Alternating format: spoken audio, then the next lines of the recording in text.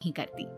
लेकिन फिर भी सरिता को ऐसा लगता है कि दुनिया की सबसे ज्यादा बेचारी बहू वही है और सबसे ज्यादा अत्याचार उसी पर हो रहा है। माँ जी, ये लीजिए आपकी चाय। अरे बहू, तूने इतनी ज्यादा चीनी क्यों डाल दी चाय में? हाय हाय माँ जी, मैंने तो उतनी ही मीठी बनाई है जितनी मीठी आपको पसंद है। माँ जी, आपको तो मेरे हाथ की चाय अच्छी ही नहीं लगती। जब देखो कुछ न कुछ कमी निकाल ही देती हो।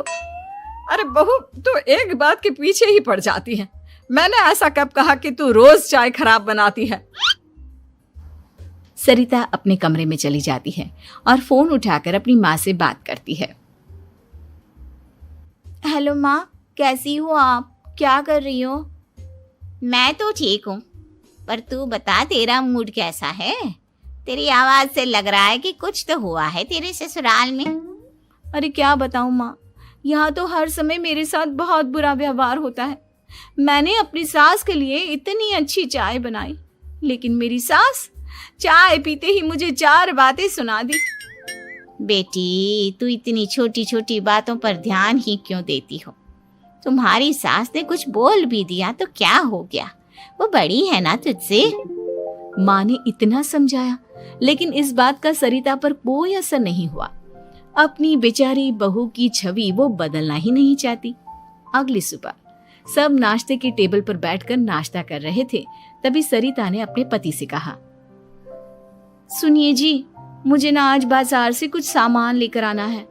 आज आप ऑफिस से आने के बाद मुझे लेकर चलना ना। भाभी, मुझे भी कुछ किताबें खरीदनी है। आप दोनों जा ही रहे हो तो मेरी किताबें भी ले आना। लो, अभी तो बात ही की है बाजार जाने की तो एक फरमाइश आ गई।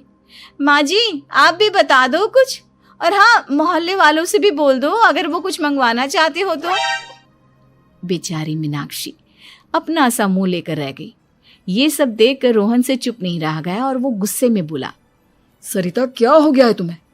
मीनाक्षी ने तो सिर्फ किताबों के लिए बोला है।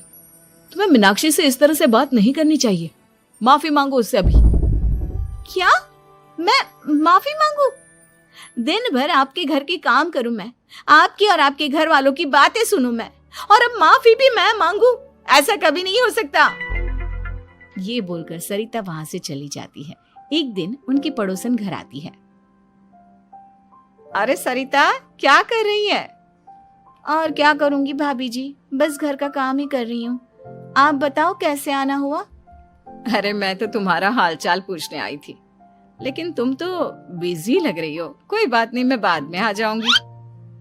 और क्या करूं भाभी जी, जब से शादी होकर आई हूँ ना, बस काम ही कर रही हूँ। और इस घर में ना कोई मेरी कदर नहीं करता।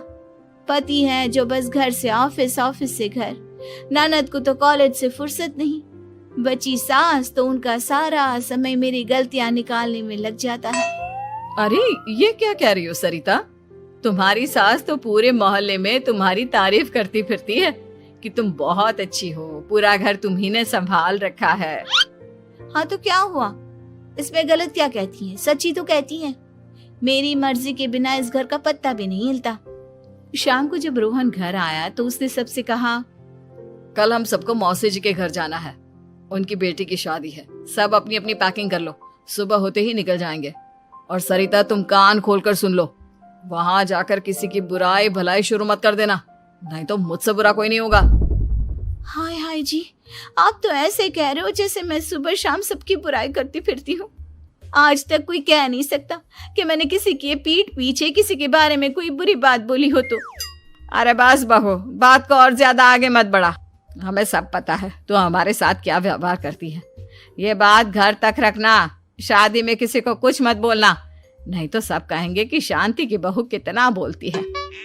हाँ हाँ, सब कुछ तो मैं ही बोलती हूँ ना। आप लोग तो हर समय फूलों की बारिश करते रहते हो मेरे ऊपर। सारी गलती मेरी है जो मैं इस घर में आई, सबका कितना ध्यान रखती हूँ, लेकिन फिर भी मेरी तो आप लोगों की नजर में कोई कदर ही नहीं है। अगली सुबह सब लोग मौसी जी के घर पर चले जाते हैं। वहां पर शादी का माहौल होता है, सब जगह चहल पहल होती है, बहुत सारे मेहमान आए हैं। सरिता को वहां बहुत अच्छा लग रहा है।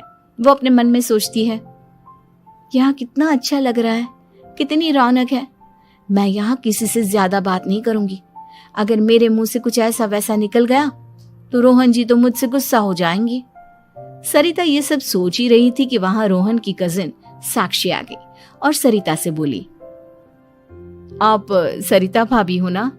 जितना आपके बारे में सुना था आप तो उससे भी ज्यादा सुंदर हो। हाँ वो तो है, मेरी सुंदरता की तारीफ सब करते हैं।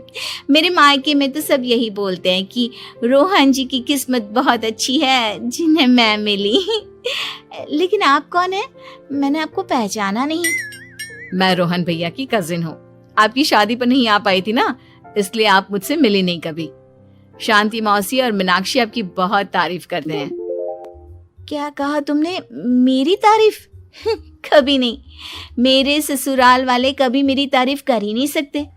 मैं इतनी अच्छी हूँ, मेहनती हूँ, लेकिन उन्हें तो मेरी कदर ही नहीं।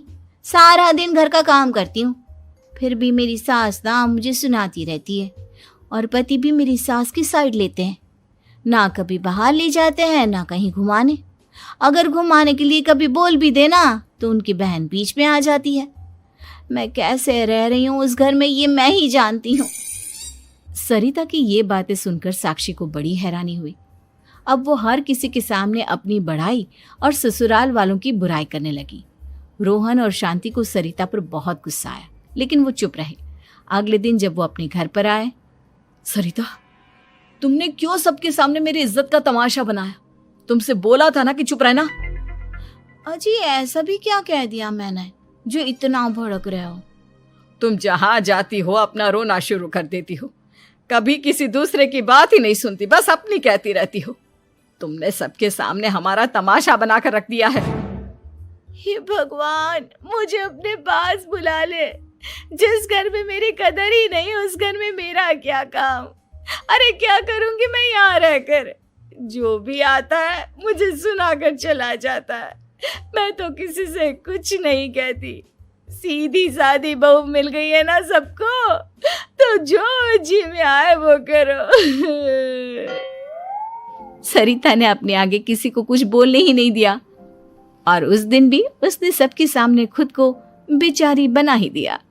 अगले दिन मीनाक्षी कॉलेज के लिए लेट हो रही थी, इसलिए वो हर काम जल्दी जल्दी कर रही थी। अपना नाश्ता लेने किचन में गई और पतीले में रखे गरम दूध को गिलास में डालने लगी। दूध का पतीला उसके हाथ से छूट गया और गरम गरम दूध उसके हाथ पर गिर गया। ओए माँ, हाय मेरा हाथ, माँ मेरा हाथ जल गया। मीनाक्षी की आवाज सुनकर सरिता दौड़ती हुई आई।